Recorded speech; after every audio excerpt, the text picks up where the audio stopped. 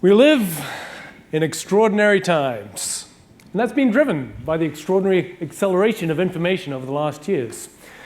Now, in that world, the pace of change means that news is exceptionally important for the future of individuals, for the future of companies, for the future of humanity. News is the most important issue for all of us, the quality of news moving forward. So it is our role and our responsibility to create an extraordinary future for the news industry. So, as just heard, and as many of you already know, I probably best known to you through the newspaper Extinction Timeline, which I created 5 years ago. Now, I think this was got a lot of attention, but it was also significantly misunderstood. And just may want to make a few quick points about it. First of all, this is one of the only predictions I have made. As a futurist, I in fact believe that predictions are often not worthwhile because nobody knows the future. The future is unpredictable. Yet, the reason why I did make these predictions was to provoke, to be able to wake people up, hopefully, who were perhaps at the time not focusing on a timeline or the directions for print. And one of the potential response to this thing is say, I disagree. And that's absolutely right. But if I provoke people to think why they disagree with these numbers, then I've served my purpose. And the intention of this is not to be right. And at the time, I made what I thought were the best forecasts which I could make, not expecting them to be right, be able to put them out there. So this was made 4.5 years ago. Later this year, I'll hope to revise them. And in my travels around the world, I think the conclusions are, yes, probably 2017 is a little aggressive for US, 2019 for UK, but I wouldn't put it much further than that because so many of the negative cycles around news on paper will build on themselves.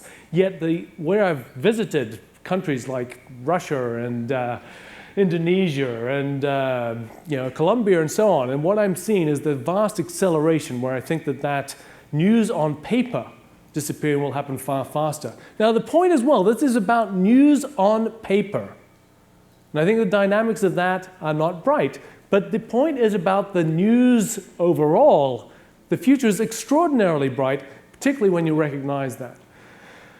Now, James Cass told us that finite players play within boundaries, infinite players play with boundaries. And that is what all of us must do to be able to think beyond the boundaries of newspapers. Newspaper is legacy. News is more the domain. Be able to think beyond even digital. That is a box. Mobile is a box.